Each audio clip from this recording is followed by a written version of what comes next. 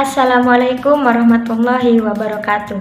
Perkenalkan, nama saya Juhairiyah Hasmi Alfaini, NIM E2019-2074, akan mereview tugas ekonomi makro ya dengan tema pengangguran dalam perspektif ekonomi Islam.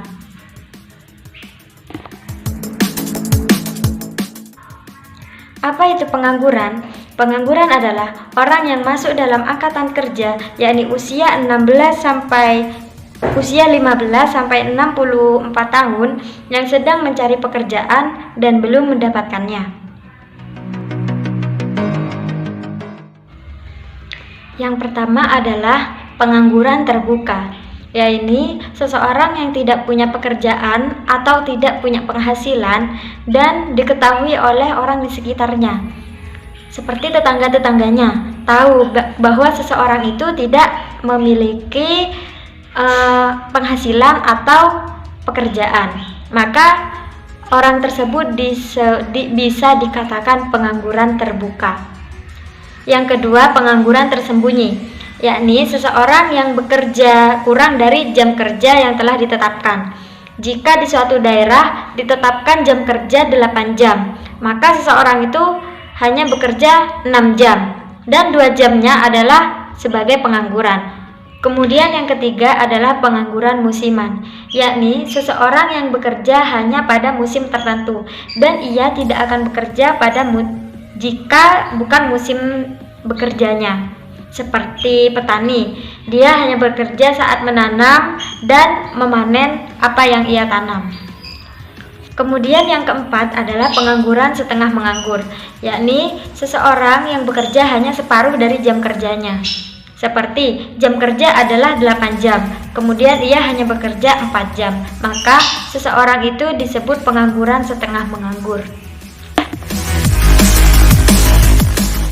Untuk jenis-jenis pengangguran yang pertama, yakni pengangguran fisiksional, yaitu orang yang awalnya bekerja namun kemudian berhenti dan mencari pekerjaan yang lain.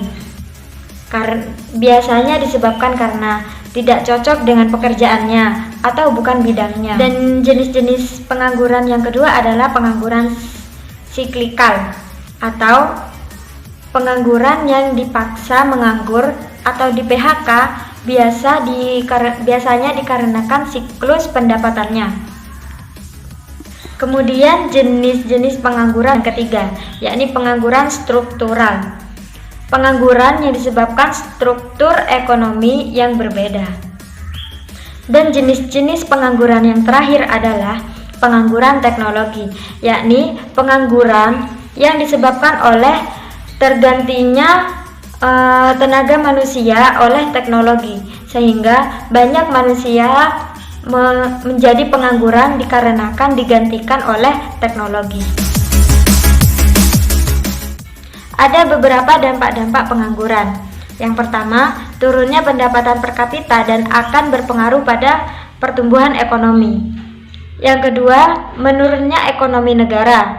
Juga bisa menurunnya tingkat keterampilan masyarakat, menurunnya aktivitas ekonomi, meningkatnya biaya sosial, kemudian kegiatan distribusi tidak lancar, terjadinya kemiskinan, kurang gizi, banyak terjadi tindak kriminal, terus produktivitas tenaga kerja rendah dan upah yang rendah.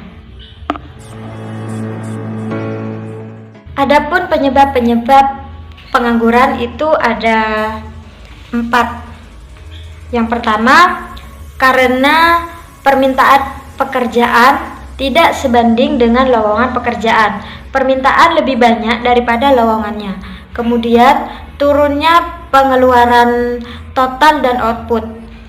Yang ketiga, perubahan teknologi.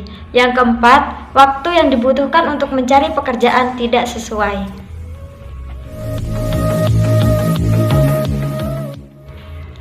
Ada beberapa cara untuk mengatasi pengangguran. Yang pertama, menyelenggarakan bursa tenaga kerja, yakni mempertemukan perusahaan dengan si pencari kerja. Yang kedua, informasi lowongan kerja. yakni menyebarkan informasi-informasi tentang lowongan pekerjaan. Yang ketiga, memberikan pelatihan kerja. Yang keempat, membuka lapangan kerja sebanyak-banyaknya. Dan yang kelima, meningkatkan peredaran modal usaha. Yang keenam, meningkatkan jiwa kewirausahaan. Dan yang ketujuh, transmigrasi.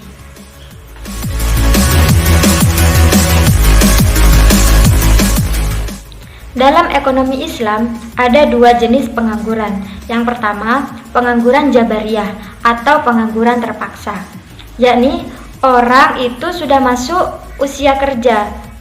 Seperti tadi dijelaskan, usia kerja adalah usia 15 sampai 64 tahun.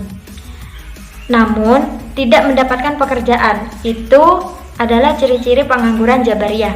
Kemudian yang kedua adalah pengangguran khiyariyah atau pilihan. Seperti dia orang yang sudah masuk usia bekerja namun memilih untuk menganggur atau memilih untuk tidak bekerja, maka dia termasuk pengangguran khiyariyah atau pilihan.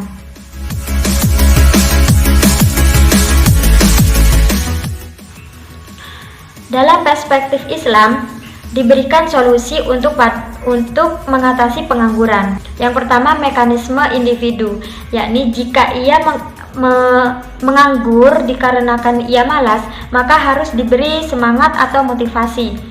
Seperti jika ia bekerja, ia akan mendapatkan kebaikan dunia dan akhirat, akan menguntungkan dunia akhiratnya. Kemudian ia akan mendapatkan pahala, harga diri, dan banyak hal-hal positif. Namun jika ia tidak bekerja karena tidak memiliki keterampilan, maka bisa dibantu dengan adakan pelatihan pekerjaan dan banyak lagi lainnya. Yang kedua, mekanisme sosial ekonomi. Jika sifatnya negara, bagaimana pemerintah melakukan kebijakan yang didorong untuk iklim usaha yang kondusif.